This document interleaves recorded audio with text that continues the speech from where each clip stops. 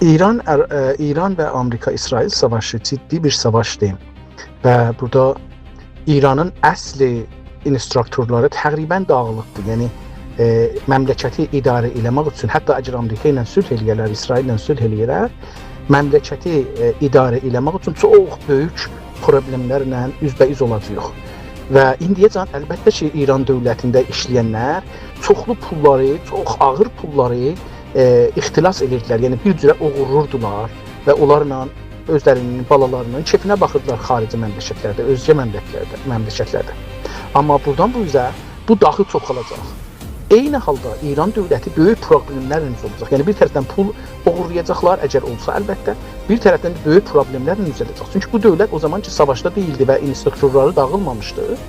Onda millətin rifahı çox dalğaya getmişdi və %45-əcən millət aclıq səviyyəsinin altında idilər. O cızıq dediyimiz qırmızı xətt dedikləri İranda onun altında idilər və çox çətin gündə keçinirdilər. Amerika ilə savaşalar, savaşmayalar hara gedə, İran bir çox şeyləri əldən verməlidir savaşmamaq üçün. Daha çox savaş verməmək üçün, daha çox o komandanlar aradan getməmək üçün, daha çox instruktorların qalanları da xarab olub aradan getməmək üçün İran savaşmaqdan çıxmalı və bir cürə barışmalıdır. Bu barışmaqlarda Amerikaya neçə şeylər verməlidir. Bir, o Xəlic Ərəbi dediyimiz yerdə bir neçə cəzirə vardı. Onları ərəblərə verməlidir. Çünki ərəblər indi böyük xəsarət gördülər.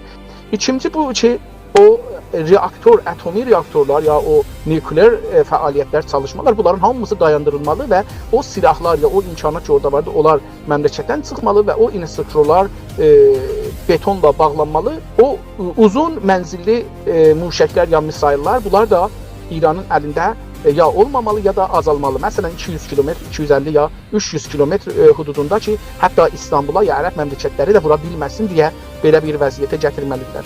Ən şey ki mən görürəm, biri də budur ki, ehtimalən əgər İran birinci mərhələdə bu barışa yanaşmasa, məncə Amerika Əl-Əhvaz əyalətini tamamən işğal edəcəkdir ki, ora neft və qaz mənbələri olduğu üçün onları işğal edib və onların pulu ilə ərəblərin xəsarətin və Amerika özünə də xəsarət çıxacaq. Çünki o da həm xəsarət görüb, həm də bir şey, mən indi onlar yüzlər kiçik böyük gəmi gətirmişəm, yüzlər təyyarə gətirmişəm və burada bombalar salmışam. Bunların xəsarətini istəyəcəkdir, onlar İrandan alacaqdır. Eyni halda İran dövlətinin əlin bağlamağı üçün ki, məsələn atom bombası ya müşəklər üçün pul xərcləməsin, o nefti Amerika satacaqdı. Eyni Əraqda Saddam Hüseyn dövründə Kuveyti işğal edəndən sonra Amerika bu işi gördü. Aynı